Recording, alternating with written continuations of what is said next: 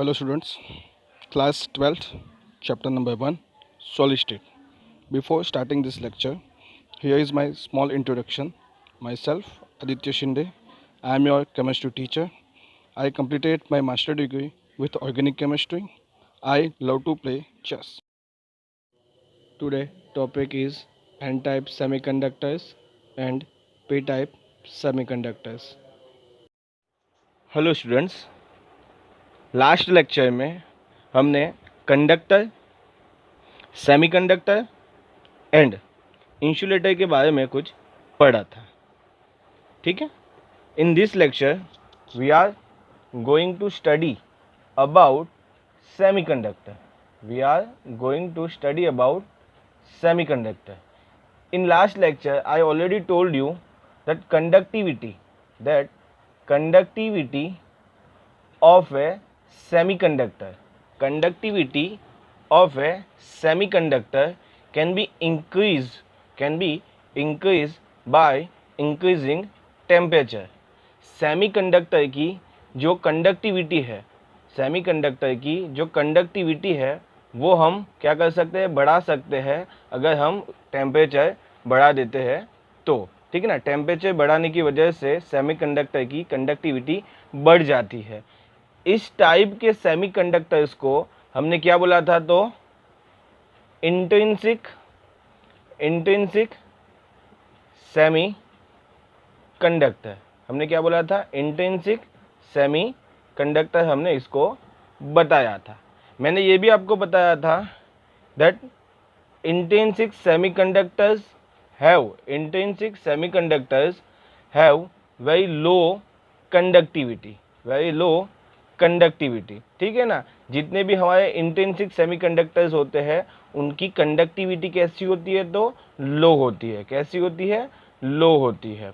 और इन intrinsic semiconductor की conductivity बढ़ाने के लिए हम कौन सी प्रोसेस यूज करते हैं, तो डोपिंग प्रोसेस. ठीक है ना. डोपिंग प्रोसेस से हम क्या कर सकते हैं, तो जो इंट्रिंसिक सेमीकंडक्टर है उसकी कंडक्टिविटी को क्या कर सकते हैं, हम उसकी कंडक्टिविटी को हम बढ़ा सकते हैं. ठीक है ना. उसकी कंडक्टिविटी को हम बढ़ा सकते हैं. कैसे, डोपिंग प्रोसेस क्या है, तो डोपिंग प्रोसेस में हम क्या करते हैं, in doping process we add impurity. ठीक है ना. डोपिंग प्रोसेस में हम क्या करते हैं, तो इम्प्योरिटी को हम ऐड करते हैं. हम दो तरीके की इम्प्योरिटी हम ऐड कर सकते हैं. One is electron rich and the second one is electron deficient impurity. If we add electron rich impurity, then these types of semiconductors are called n-type semiconductors. ठीक है ना. If doping can be done with electron deficient impurity, अगर doping जो है electron deficient impurity से की जाएगी तो हमें किस टाइप के सेमीकंडक्टर मिलने वाला है, तो पी टाइप के सेमीकंडक्टर हमें मिलने वाला है. किस टाइप के, तो पी टाइप के सेमीकंडक्टर्स हमें मिलने वाले हैं. इसी पी टाइप और एन टाइप के सेमीकंडक्टर्स को हमने क्या बोला था, तो एक्सटेंसिक सेमीकंडक्टर. क्या बोला था हमने, एक्सटेंसिक सेमीकंडक्टर हमने इसको बोला था. ये यहाँ तक हमने लास्ट लेक्चर में ऑलरेडी देख लिया था. एक और चीज़, इम्प्योरिटी ऐड करने से, ठीक है ना, when we add impurity in semiconductors, this impurity introduce electronic defect. This impurity introduce electronic defect. ठीक है ना. इलेक्ट्रॉनिक डिफेक्ट क्या करते हैं, वो इंट्रोड्यूस करते हैं. मतलब कि सेमीकंडक्टर में किसी तरीके की डिफेक्ट नहीं होती, पर अगर हम उसमें उसकी कंडक्टिविटी बढ़ाने के लिए इम्प्योरिटी हम अगर ऐड कर देते हैं, ठीक है ना, इम्प्योरिटी हम अगर ऐड कर देते हैं, then this impurity introduce electronic defect. मतलब कि उस सेमीकंडक्टर में वो क्या इलेक्ट्रॉनिक डिफेक्ट क्या कर देगी, इंट्रोड्यूस कर देगी. ठीक है ना. Okay, now we are going to study about n type semiconductor and p type semiconductor.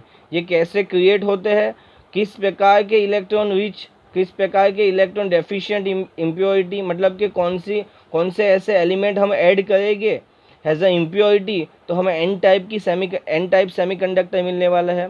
ऐसे कौन से ग्रुप के एलिमेंट अगर हम ऐड करेंगे तो हमें तो पी टाइप के सेमीकंडक्टर मिलते हैं, उसके बारे में हम इस लेक्चर में बात करने वाले हैं। ठीक है, now we are going to talk about which are the group that we introduce as an impurity in our semiconductor.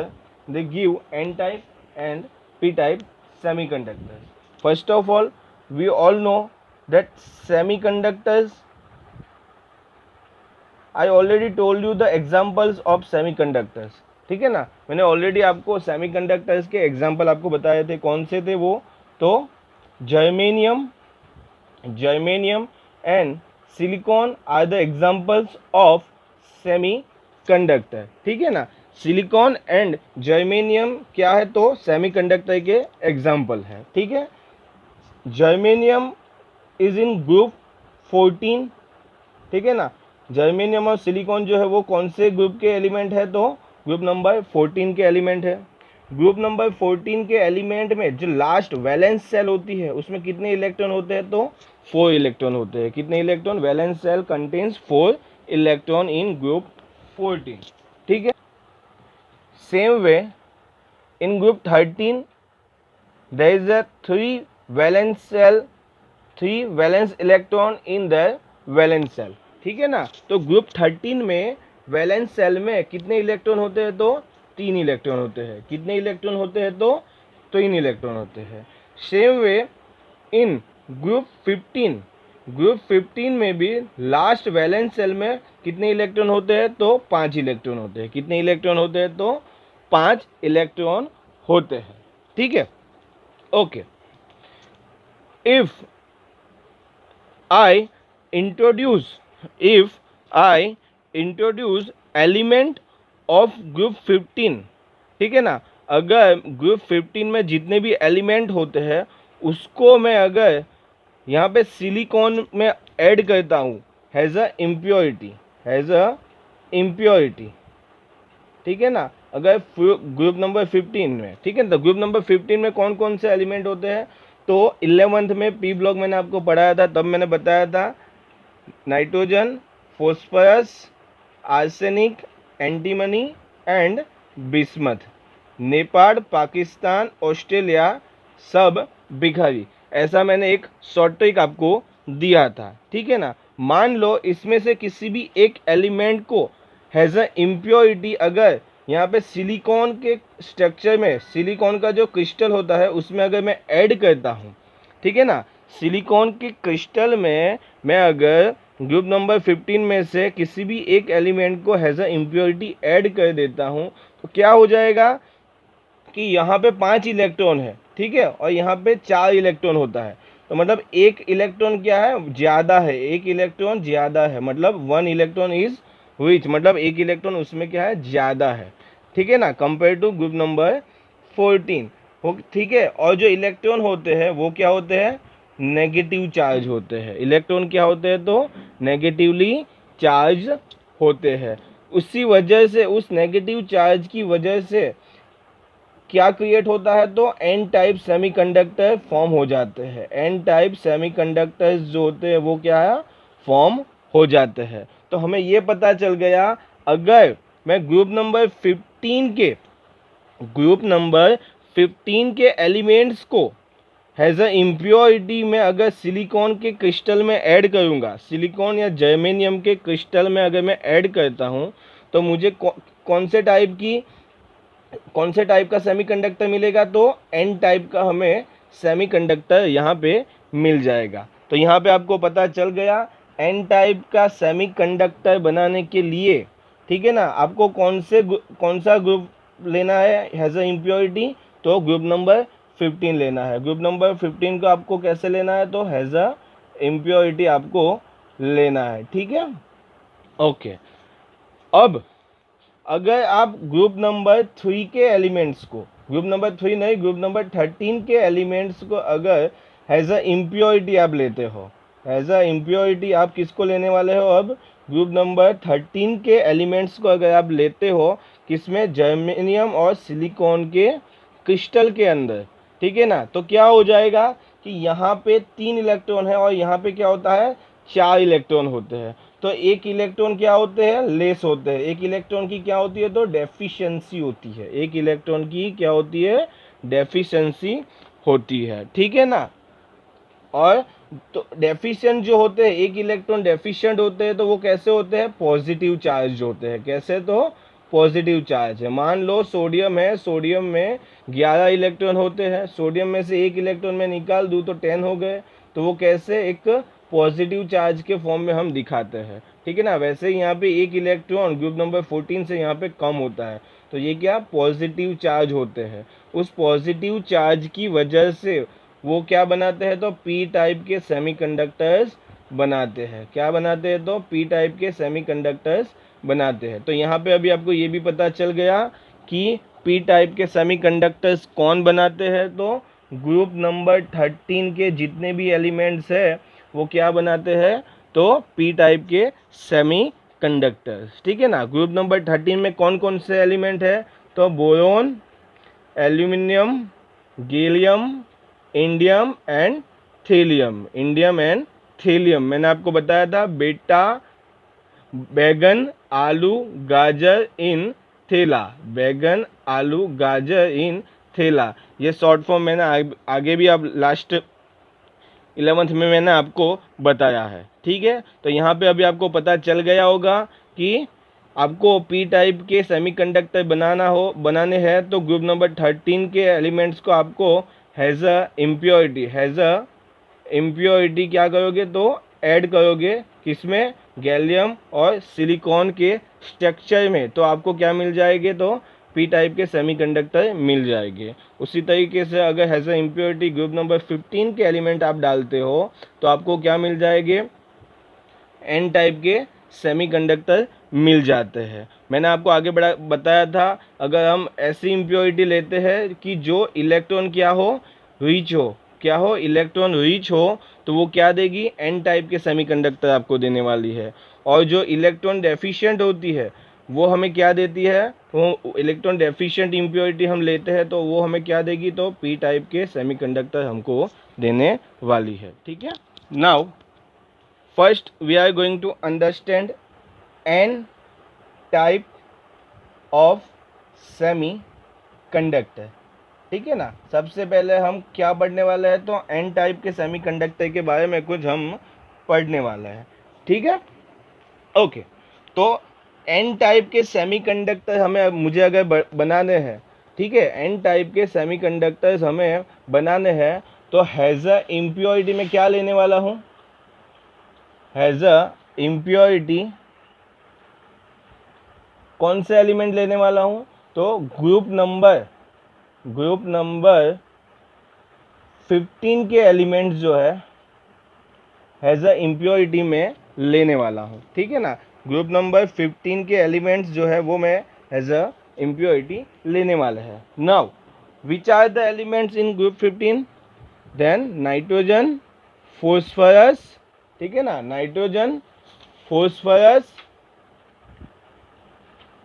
Arsenic, antimony and bismuth, ठीक है ना। ग्रुप नंबर 14 में कौन कौन से एलिमेंट होते हैं, तो nitrogen, phosphorus, arsenic and antimony and bismuth, ठीक है ना।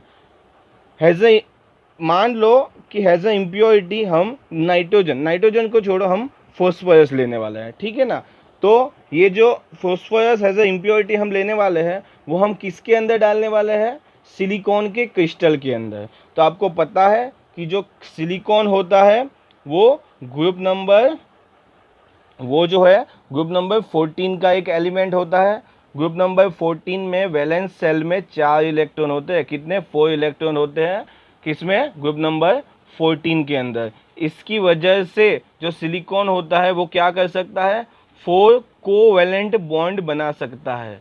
4 कोवैलेंट बॉन्ड जो है वो सिलिकॉन बना सकता है, क्यों, क्योंकि उसके पास वैलेंस सेल में इलेक्ट्रॉन्स कितने होते हैं, तो 4 होते हैं, ठीक है ना। इसी वजह से एक सिलिकॉन है, एक जो सिलिकॉन होता है वो उसी टाइप के, उसी प्रकार के दूसरे 4 सिलिकॉन्स के साथ क्या करेगा, कोवेलेंट बॉन्ड बनाएगा, ठीक है ना। और इस प्रकार से कुछ एक क्रिस्टल आपका क्रिएट हो जाता है। ये हमने 11th स्टैंडर्ड में पी ब्लॉक में मैंने आपको लास्ट में पढ़ाया था, नहीं याद है तो एक बार देख लेना, ठीक है ना। ये क्या है, तो this is a crystal of silicon, silicon का ये क्या है, क्रिस्टल है।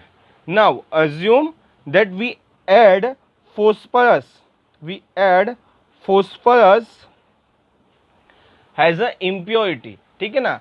फोस्फरस को हैज अ इम्प्योरिटी मैं क्या इस क्रिस्टल के अंदर ऐड करूंगा, तो क्या हो जाएगा पता है कि जो ये सिलिकॉन है, सिलिकॉन का ये क्या है, क्रिस्टल होता है, ठीक है ना। इस क्रिस्टल के लेटिस साइड पे ये सिलिकॉन क्या है, अरेंज हुए होते हैं। जब आप phosphorus has a impurity add करोगे तो इस क्रिस्टल के लेटिस साइड पे ये जो सिलिकॉन, मान लो कि मैंने मान लिया है कि ये सिलिकॉन जो है वो लेटिस साइड पे है, क्या होगा कि फोस्फरस आप ऐड करोगे तो ये जो सिलिकॉन है वो क्या हो जाएगा, अपनी पोजीशन छोड़ देगा और फोस्फरस उसकी पोजीशन पे आ जाएगा, ठीक है ना। तो फोस्फरस मैंने देखो यहाँ पे आपको दिखा दिया, उसके साइड पे यहाँ पे सिलिकॉन, उसी तरह ये भी सिलिकॉन, ठीक है।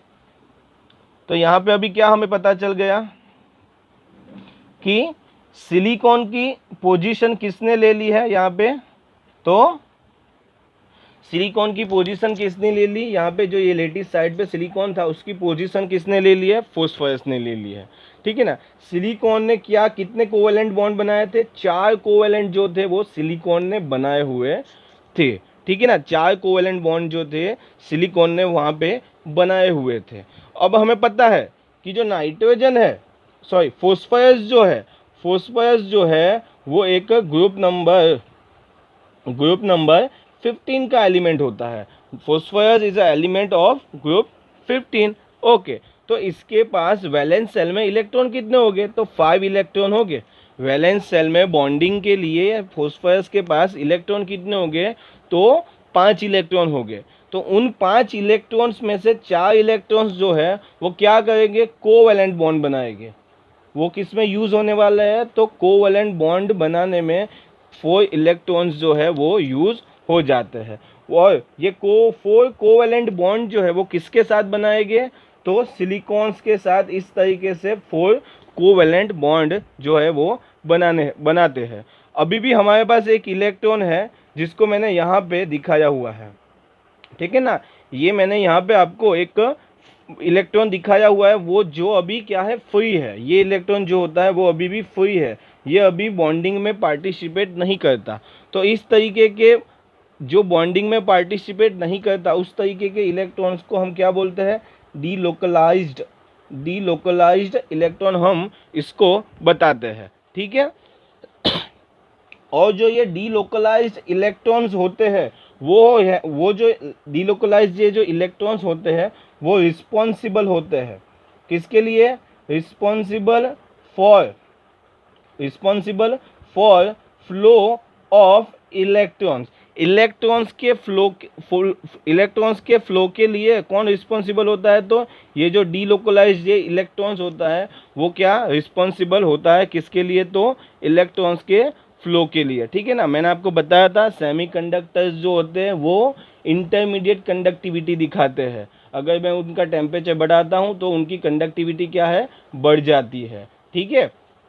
ओके, उस टाइप के सेमीकंडक्टर को हमने इंट्रिंसिक सेमीकंडक्टर बोला था। वो ही इंट्रिंसिक सेमीकंडक्टर जो होते हैं उनकी कंडक्टिविटी भी लो होती है, ठीक है। उनकी कंडक्टिविटी भी क्या होती है, लो होती है। और उनकी कंडक्टिविटी हमें अगर बढ़ानी है तो हम क्या करेंगे, डोपिंग करने वाले हैं। वही हम देख रहे हैं, अगर डोपिंग में मैं हैज़ अ इम्प्योरिटी फोस्फरस को यूज़ करूँगा तो फोस्फरस को यूज़ करने के बाद क्या होगा कि सिलिकॉन का एक लेटिस साइड पे जो सिलिकॉन होगा वो अपनी पोजीशन छोड़ देगा। इम्प्योरिटी के तौर पर हमने यहाँ पे फोस्फरस लिया है, वो यहाँ पे क्या कर देगा, सिलिकॉन की पोजीशन को ऑक्यूपाई कर देगा, ठीक है। ऑक्यूपाई करने के बाद उसके आजू बाजू नेबरिंग जो सिलिकॉन्स होते हैं उसके साथ वो 4 कोवैलेंट बॉन्ड बनाने वाला है। 4 कोवैलेंट बॉन्ड बनाने के बाद भी उसके पास एक फ्री इलेक्ट्रॉन होता है जो डीलोकलाइज्ड होता है क्यों डिलोकलाइज्ड होता है? क्योंकि वो बॉन्डिंग में पार्टिसिपेट नहीं करता। Therefore this delocalised electron is responsible for the flow of electrons. उससे ठीक है ना। तो मैंने बताया था डोपिंग, अब अगर आप डोपिंग करते हो, इम्प्योरिटी आप ऐड करते हो, तो आपकी कंडक्टिविटी बढ़ जाती है। कैसे बढ़ती है? तो मैंने बताया कि एन टाइप सेमीकंडक्टर में कंडक्टिविटी क्यों बढ़ती है। तो एन टाइप में जो फॉस्फोरस होता है वो इलेक्ट्रॉन, यहाँ पे जो ग्रुप एलिमेंट हम ऐड करते हैं एज अ इम्प्योरिटी, उसके पास एक इलेक्ट्रॉन क्या होता है? ज़्यादा होता है। वो क्या होता है? इलेक्ट्रॉन रिच होता है, जिसकी वजह से उसके पास एक फ्री इलेक्ट्रॉन मिलता है, जिसको हमने डीलोकलाइज्ड इलेक्ट्रॉन बोला है। और वही डीलोकलाइज्ड इलेक्ट्रॉन रिस्पॉन्सिबल होता है इलेक्ट्रॉन के फ्लो के लिए। ठीक है ना। इलेक्ट्रॉन के फ्लो के लिए कौन रिस्पॉन्सिबल होता है? तो डीलोकलाइज्ड इलेक्ट्रॉन। ठीक है। Okay, now we are going to understand P types of semiconductor. P type के सेमीकंडक्टर के बारे में अब हम बात करने वाले हैं। ठीक है ना। पी टाइप के सेमीकंडक्टर के बारे में अब हम बात करने वाले हैं। मैंने इसी लेक्चर में आगे बताया था कि पी टाइप के सेमीकंडक्टर हम कब बना सकते हैं? तो जब हम हैज़ अ इम्प्योरिटी अगर मैं ग्रुप नंबर 13 के एलिमेंट लेता हूँ तो पी टाइप के सेमीकंडक्टर जो है वो बन जाएंगे। ठीक है ना। ग्रुप नंबर 15 में कौन कौन होता है? तो बैगन, आलू, गाजर, इन थैला ये एलिमेंट नहीं है, एलिमेंट मत मान लेना इनको। ये सिर्फ एक ट्रिक है जिससे आप ग्रुप नंबर 13 के एलिमेंट्स को याद कर सको। Boron, aluminium, gallium, indium and thallium has a impurity. अगर आप इनमें से किसी भी एक एलिमेंट को सिलिकॉन के क्रिस्टल में ऐड करोगे तो आपको क्या मिलेगा? पी टाइप के सेमीकंडक्टर आपको मिल जाते हैं।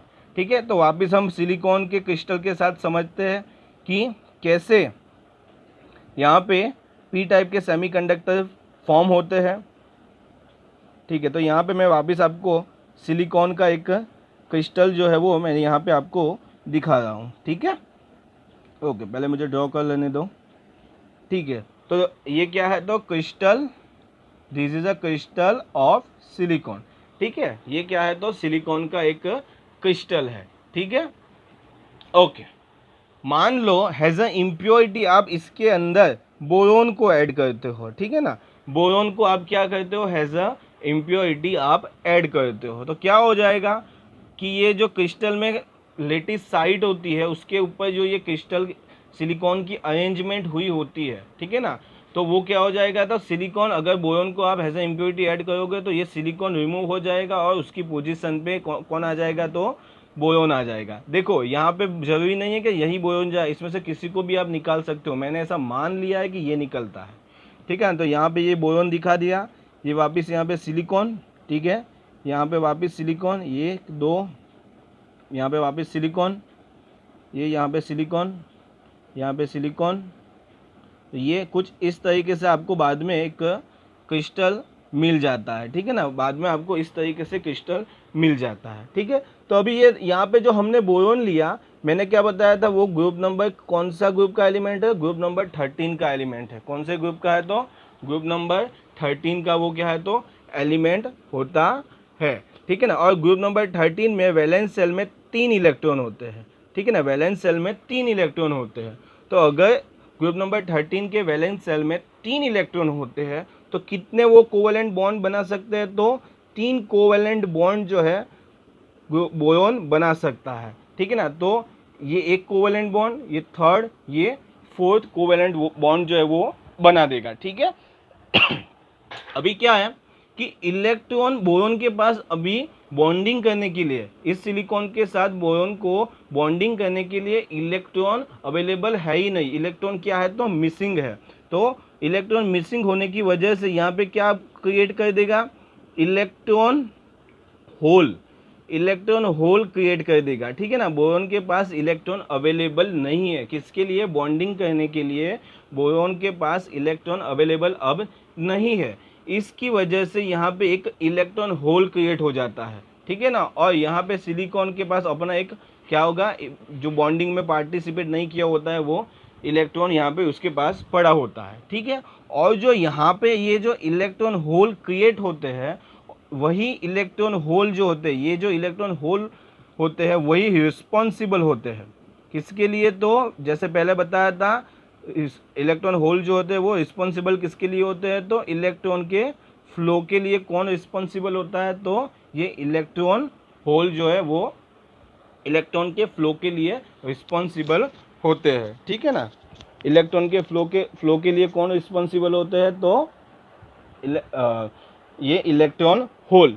इलेक्ट्रॉन जो होते हैं रिस्पॉन्सिबल होते हैं, मतलब यहाँ पे मैंने क्या बताया कि बोरॉन के पास इलेक्ट्रॉन्स की क्या है, तो डेफिशिएंसी है। इलेक्ट्रॉन की क्या है, डेफिशिएंसी है। और डेफिशिएंसी होता है जब इलेक्ट्रॉन की क्या हो, डेफिशिएंसी होती है, तो डेफिशिएंसी होती है इलेक्ट्रॉन्स की डेफिशिएंसी यहाँ पे हमें देखने को मिलती है बोरॉन के पास, ठीक है ना। इलेक्ट्रॉन की डेफिशिएंसी जैसे मैंने आगे भी एग्जांपल दिया था, सोडियम 11th एलिमेंट, अगर उसमें से एक निकाल दूँ तो 10 हो जाते हैं, मतलब उसको हम Na+ पॉजिटिव से क्या करते हैं, हम पॉजिटिव चार्ज से उसको रिप्रेजेंट करते हैं। इसी वजह से पी टाइप के सेमीकंडक्टर्स हमें इनको कहा जाता है। इसी वजह से इनको क्या कहा जाता है, तो पी टाइप के सेमीकंडक्टर्स इसको कहा जाता है, ठीक है ना। यहाँ पे देख सकते हो आप, पी टाइप के सेमीकंडक्टर कहा जाता है। क्यों, बोरॉन के पास ये इलेक्ट्रॉन होल क्रिएट होते हैं और इन होल के वजह से इलेक्ट्रॉन की क्या हो जाती है, तो डेफिशिएंसी हो जाती है। और इलेक्ट्रॉन की डेफिशिएंसी मतलब कि पॉजिटिव चार्ज होते हैं, और इसी वजह से इसको पी टाइप के सेमीकंडक्टर मतलब कि पॉजिटिव टाइप सेमीकंडक्टर इनको बोला जाता है, ठीक है। तो अभी आपको पता चल गया पहली बात, कौन से ऐसे एलिमेंट है जिसको आप एज अ इम्प्योरिटी लेते हो तो पी टाइप सेमीकंडक्टर मिलते हैं, तो group number 13। Group P type semiconductor के लिए इस कंडक्टर में इलेक्ट्रॉन के फ्लो के लिए कौन रिस्पॉन्सिबल होता है, तो जो बोरॉन के पास जो इलेक्ट्रॉन होल क्रिएट होता है, ठीक है ना, उसकी वजह से इलेक्ट्रॉन का फ्लो हमें यहाँ पे देखने को मिलता है, ठीक है। यहाँ तक आपको पता चल गया। अभी देखो, अभी क्या होगा कि ऐसे सेमीकंडक्टर को अगर आप बैटरी के नेगेटिव और पॉजिटिव टर्मिनल से आप क्या करते हो, जोड़ देते हो, ठीक है ना। मैंने क्या मान लिया है कि ये जो है नेगेटिव टर्मिनल है बैटरी का, ठीक है, और ये जो है पॉजिटिव टर्मिनल है बैटरी का। मैं यहाँ पे अभी दिखा नहीं सकता, इसलिए सिर्फ आपको नेगेटिव टर्मिनल और पॉजिटिव टर्मिनल बता रहा हूँ। इस टर्मिनल को, ये जो सेमीकंडक्टर है उसके दोनों और मैंने क्या कर दिया, ये बैटरी का नेगेटिव टर्मिनल, ये बैटरी का पॉजिटिव टर्मिनल है, ठीक है ना। अभी क्या होगा, यहाँ पे होल क्रिएट होगा, तो ऐसा नहीं कि सिर्फ बोरॉन के पास ही होल क्रिएट होता है, ठीक है ना। यहाँ पे क्या होगा जी, ये जो नेबरिंग सिलिकॉन होते हैं वो क्या करेंगे, उनके बॉन्ड में यहाँ पे 2 इलेक्ट्रॉन होते हैं, तो ये सिलिकॉन क्या करेगा, इसका जो ये सिलिकॉन अपना इलेक्ट्रॉन इसको क्या करेगा, डोनेट कर देगा। डोनेट करने की वजह से क्या हो जाएगा कि ये जो इलेक्ट्रॉन होल था, वहाँ पे जो इलेक्ट्रॉन की वैकेंसी थी, इलेक्ट्रॉन कम था, वो इसको इलेक्ट्रॉन मिल जाएगा, ठीक है ना। इलेक्ट्रॉन मिलने के बाद कुछ इस तरीके का आपको स्ट्रक्चर दिखेगा। देख लो एक बार, मैं ड्रॉ कर लेता हूँ पहले, बाद में आपको समझाता हूँ।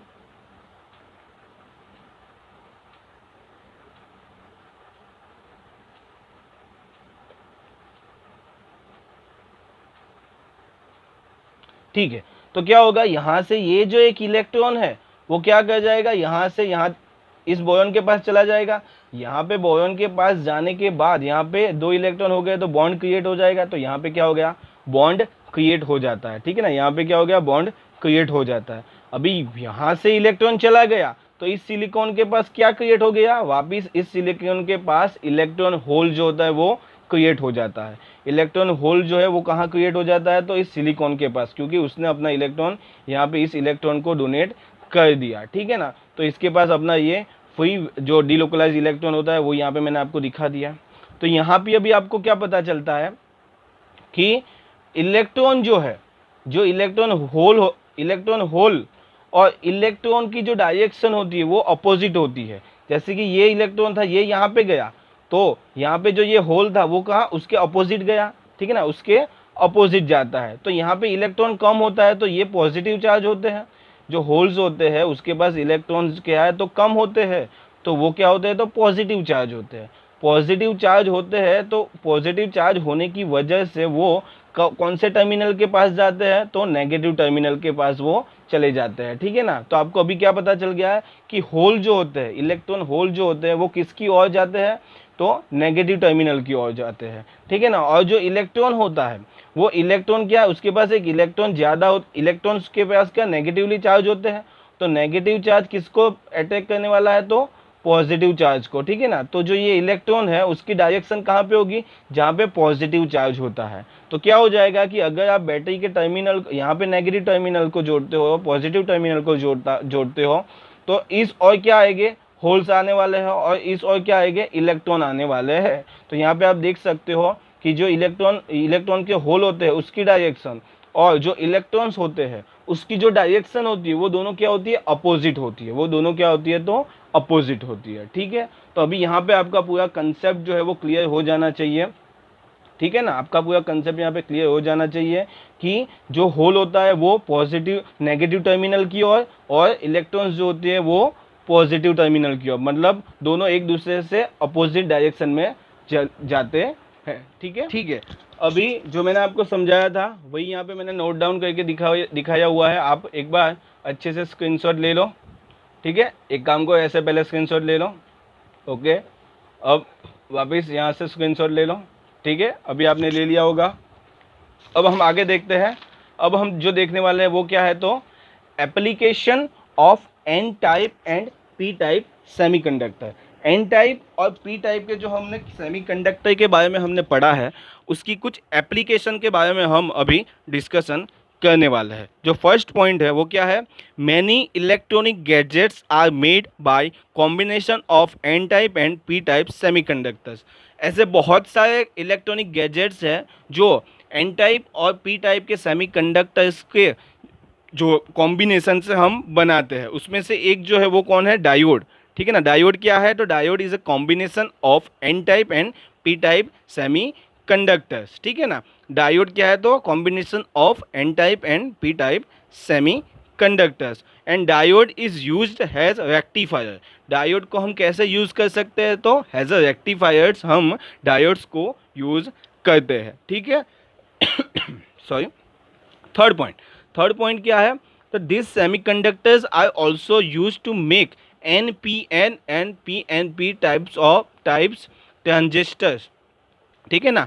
NPN एंड PNP टाइप के ट्रांजिस्टर्स को बनाने के लिए हम N टाइप और P टाइप सेमीकंडक्टर को यूज़ करते हैं। तो यहाँ पे जो ये ट्रांजिस्टर्स है उसका मतलब आपको पता होना चाहिए। ट्रांजिस्टर मतलब कुछ नहीं, किसी भी एक टाइप के सेमीकंडक्टर। मान लो मैंने यहाँ पे पी टाइप का सेमीकंडक्टर अरेंज किया है तो उसकी दोनों और एन टाइप का सेमीकंडक्टर मैं रख देता हूँ, ठीक है ना। तो दो एन टाइप के सेमीकंडक्टर के बीच में अगर मैं पी टाइप का सेमीकंडक्टर रखता हूँ तो मुझे क्या मिलने वाला है, तो ट्रांजिस्टर मिलते हैं, ठीक है ना। तो ट्रांजिस्टर, तो इस प्रकार के जो ट्रांजिस्टर होते हैं उसका यूज़ कहाँ होता है, तो जो रेडियो के सिग्नल होते हैं उसको एम्पलीफाई करने के लिए या डिटेक्ट करने के लिए। एम्पलीफाई करना मतलब आवाज़ को बढ़ाना, रेडियो सिग्नल को क्या करना, बढ़ा देना, या उनका डिटेक्शन करना कि हाँ यहाँ पे किसी तरीके के रेडियो सिग्नल्स है, ठीक है, ओके।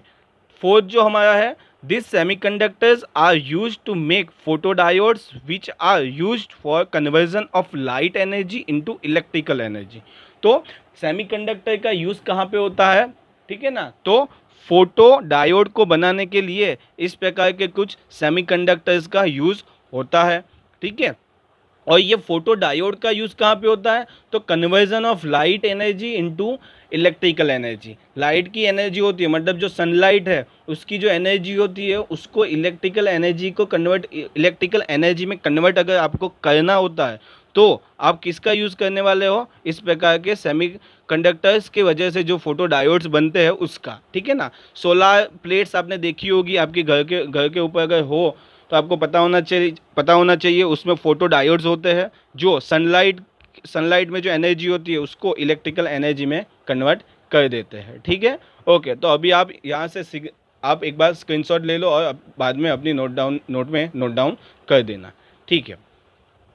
अब जो हम देखने वाले हैं वो है फिफ्थ एप्लीकेशन है। फिफ्थ एप्लीकेशन में क्या है, we can also prepare semiconductor by combination of group 13 and 15 element and also group number 12 and 16 element, group number 13 और 15 के जो एलिमेंट है, या ग्रुप नंबर 12 और 13 16 के जो एलिमेंट हैं, उनके कॉम्बिनेशन से भी हम बहुत सारे सेमीकंडक्टर्स जो है वो बना सकते हैं। ठीक है ना। कुछ एग्जांपल मैंने दिए हुए हैं यहाँ पे। ये क्या है, इंडियम एंड एंटीमनी है यहाँ पे। Aluminium and phosphorus, gallium and arsenide के सेमीकंडक्टर्स हम बनाते हैं। यहाँ पे जो गैलियम एंड आर्सेनाइड जो है वो मैंने बॉक्स में लिखा हुआ है। क्यों? क्योंकि इसका जो रिस्पॉन्स होता है, ठीक है ना, जब हम गैलियम और आर्सेनाइड सेमीकंडक्टर का यूज़ करते हैं, तब इसका रिस्पॉन्स जो होता है वो क्या होता है, बहुत ही फास्ट होता है। ओके, ग्रुप नंबर 12 और 16 की बात करते हैं, तो उसमें zinc sulphide, cadmium sulphide, CdSc मतलब cadmium, selenium and mercury tellurium, ये क्या है, तो हमारे ग्रुप नंबर 12 और 16 के कॉम्बिनेशन से जो सेमीकंडक्टर्स बनते हैं उसके कुछ एग्जांपल्स हैं। आपको ये याद कर लेना है, MCQ में पूछे जा सकते हैं। एक और चीज़, जो ये जो सेमीकंडक्टर्स होते हैं उसमें जो बॉन्ड्स होते हैं, they bonds are not perfectly covalent. ठीक है ना, यहाँ पे जो बॉन्ड्स होते हैं वो परफेक्टली क्या है, कोवेलेंट नहीं होते। ठीक है ना, वो क्या होते हैं, तो आयोनिक होते हैं। कोवेलेंट नहीं है तो वो कैसे हो गए, आयोनिक हो गए। और उनका आयोनिक नेचर कौन डिसाइड करता है, तो ionic nature depends on electronegativity of two element. ठीक है ना, ये यहाँ पे जो जिस टू एलिमेंट से वो बनते हैं उनकी नेगेटिविटी से उनका आयोनिक नेचर जो है वो डिसाइड होता है। ठीक है। अब जो 6th पॉइंट है वो कुछ ट्रांजेक्शन मेटल से जो ऑक्साइड्स बनते हैं उसके बारे में है। यहाँ पे क्या बताया है, transaction metal oxides differ in electrical property. Transaction metal oxides differ in electrical property, उनकी जो इलेक्ट्रिकल प्रॉपर्टी होती है वो थोड़ी क्या होती है, डिफरेंट होती है। देखते हैं क्या क्या होता है। ये क्या है, तो टाइटेनियम ऑक्साइड। ठीक है ना, टिटेनियम ऑक्साइड, टाइटेनियम नहीं, titanium oxide, chromium oxide and ये क्या है, रहीनियम ऑक्साइड। रहीनियम ऑक्साइड, ये सारे के सारे जो होते हैं वो मेटल होते हैं। मेटल का मतलब कि ये क्या होते हैं, सारे के सारे कंडक्टर्स होते हैं। क्या होते हैं, तो सारे के सारे ये कंडक्टर्स होते हैं। ठीक है। उसमें भी जो रहीनियम ऑक्साइड जो होते हैं उसकी जो कंडक्टिविटी है वो मेटालिक कॉपर की जो कंडक्टिविटी होती है उसी तरीके की कुछ कंडक्टिविटी हमें यहाँ पे रहीनियम ऑक्साइड की मिलती है। ठीक है ना। ओके, यहाँ पे अभी आप स्क्रीनशॉट ले लो और अपनी नोट्स में नोट डाउन कर देना और बाद में शांति से पढ़ लेना। लास्ट ये पॉइंट है हमारा, vanadium oxide, vanadium dioxide, vanadium trioxide and titanium trioxide. ठीक है ना, ये क्या करते हैं, शो करते हैं, तो metallic and insulating property show करते हैं। पर उसका वो किसके ऊपर डिपेंड करता है, तो टेम्परेचर के ऊपर डिपेंड करता है। ठीक है ना, आपको पता होना चाहिए, आपको MCQ में पूछा जाएगा इसमें से कौन सा ऐसा एलिमेंट्स है और ऐसा कौन सा कंपाउंड है कि जो मेटालिक और इंसुलेटिंग प्रॉपर्टी दोनों शो करते हैं डिपेंड ऑन द टेम्परेचर। तो vanadium oxide, vanadium dioxide, vanadium trioxide and titanium trioxide. ठीक है ना, vanadium oxide, vanadium dioxide, vanadium trioxide and titanium trioxide shows metallic and insulating property depending on temperature। ठीक है ना, depending on temperature. ठीक है, तो अभी इस चैप्टर में हमारे पास एक लास्ट टॉपिक बाकी है, मेटालिक प्रॉपर्टी, जो अभी आपकी जो 22 मई को जो एग्ज़ाम है उसमें नहीं आने वाला है। ठीक है, तो यहाँ तक जितना भी हमने पढ़ा है ये हमारा लास्ट लेक्चर है, यहाँ तक मैं आपको एग्ज़ाम में पूछने वाला हूँ। ठीक है, तो आपको अच्छे से पढ़ना है, अच्छे से रिवाइज़ करना है। चैप्टर के आगे पूरा चैप्टर एग्ज़ाम में है, फिर भी ज़्यादातर क्वेश्चन जो है वो लेक्चर नंबर 14 से लेक्चर नंबर जो ये जो लेक्चर है वहाँ तक होने वाला है। ठीक है, तो अच्छे से पढ़ना और best of luck for exam. Like and share my videos with your friends. Give comments. Also subscribe my YouTube channel Aditya Shinde. Thank you for watching.